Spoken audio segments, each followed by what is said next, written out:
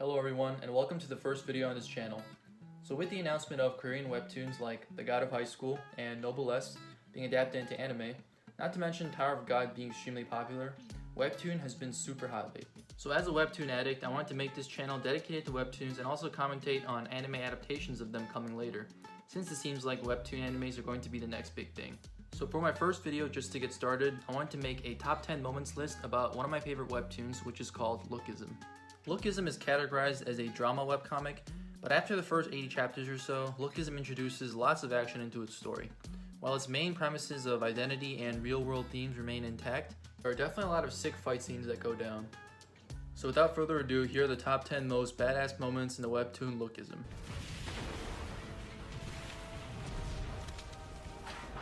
Number 10.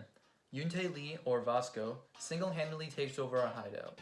When the guys from J High School are trying to locate a gang hideout, Vasco finds them on his own. He then finds members of the God Dogs waiting there, and single-handedly beats them all. The badass moment comes when he beats the God Dogs second in command by using Muay Thai. Muay Thai, the science of 8 limbs. Flying knee. Like the Hanuman move, the flying knee relies on the explosive power of the legs. But rather than spread the power of our blow over 2 fists, it concentrates it in the spear point of the knee. And beats the crap out of him unexpectedly. They don't call him Monster Vasco for nothing. Number 9. Gun beats up Jake Kim. Vasco and Jace Park confront Jake Kim, who was at the time the leader of Big Deal, another one of the 4 rival gangs in the story. Although Vasco hasn't yet learned Muay Thai at this point, he was still very strong.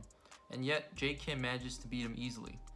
Then, just as we think Jake Kim is the strongest we've seen so far, in comes a bigger fish, Gun.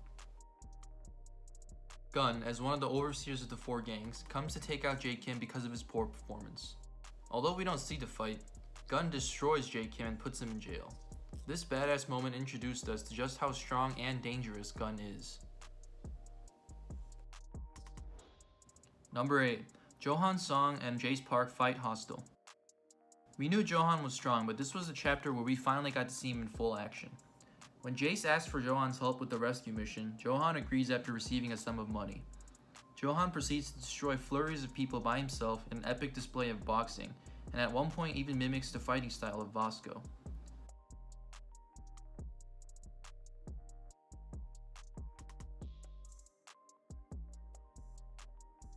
The badass moment comes when Johan completes the mission at the end, and the 2 guys who we thought would provide Johan with a big fight end up being way too scared to do anything against him. Why you always lying?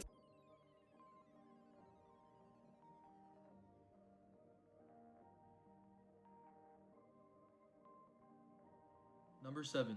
Eli Jang shows his dark side for the first time.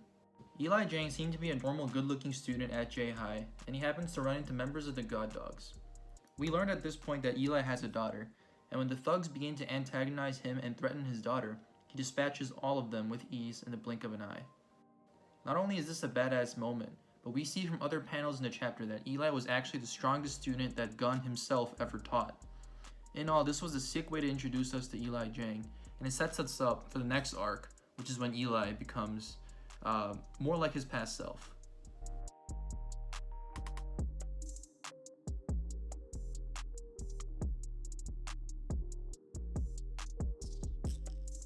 Number 6. Vin Jin fights Ivan Park without his glasses. After dozens of chapters, we had never seen Vin Jin fight yet, until this arc. The God Dogs come to take Vin Jin out since he's a member of J High, along with Hope Park, who is a good wrestler. He first gets beaten badly, and then the badass fight comes after the God Dogs take off Vin Jin's glasses. Vin Jin's catchphrase was always, "If I were in middle school, I would beat you," or "If I took off my sunglasses, I'd beat you." We thought he was all talk until he actually proceeds to destroy Hope Park without his sunglasses. Showing his judo skills, Vin Jin proved to be badass without his sunglasses, and we are still left to wonder what his eyes actually look like. But regardless, he's a badass without them.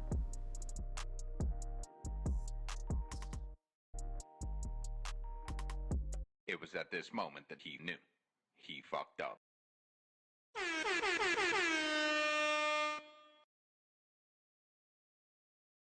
Number 5. Logan versus Hope Park. At the same time that Vin Jin was channeling his inner badass against Ivan Park, Logan also found himself in a similar situation. For once, he faced an opponent that was much bigger than himself. Now what was cool about this fight was how the author drew the fight as if it were a battle between two animals. At first, Logan was drawn to be a bear, and Hope Park was a towering elephant who easily overpowered Logan.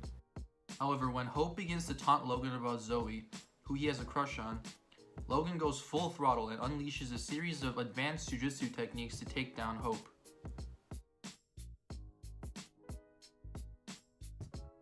His fighting is then shown to evolve into that of a giant snake instead of a bear, and he manages to take down Hope.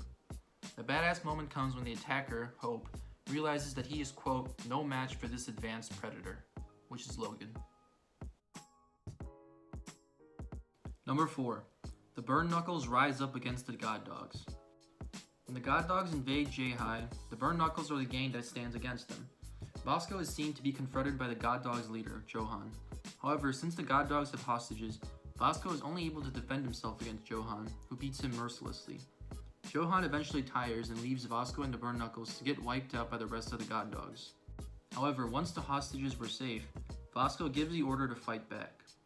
This was badass because it not only showed the fighting capability of the Burn Knuckles, but also their amazing loyalty to Bosco.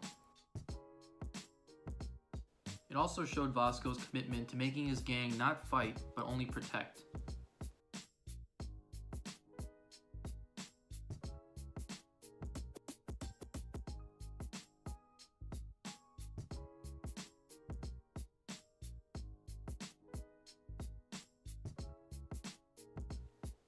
Number 3.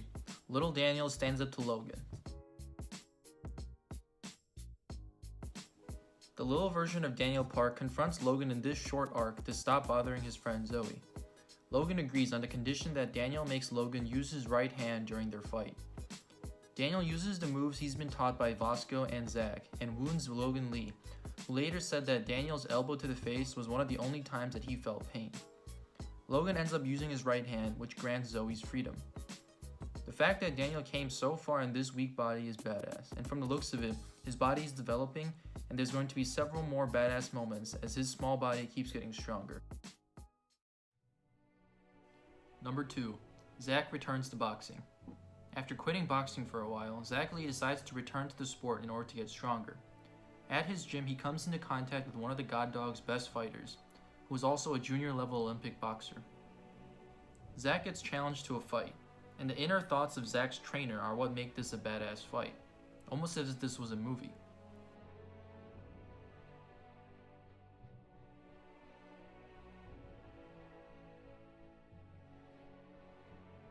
The trainer had given Zach rigorous lower body training, which allows him to destroy the boxer.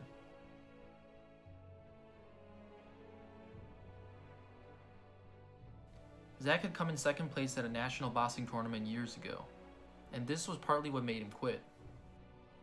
However, Zach's trainer remarks that Zach coming in second place at that tournament years ago did not mean defeat, but rather, quote, that there was only one more man to defeat, which is very, very badass. Number 1. Daniel goes unconscious God mode for the first time. This arc had tons of good fights, but Daniel's fight against Oldface made the list.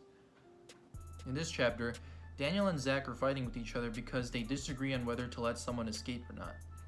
During the fight, Zach manages to push Daniel to a state of increased adrenaline. At the same time, Zach and Daniel get attacked by the Big Deal's second in command, Oldface, who is thought to be invincible. Daniel suddenly becomes unconscious, but then a badass power becomes unlocked.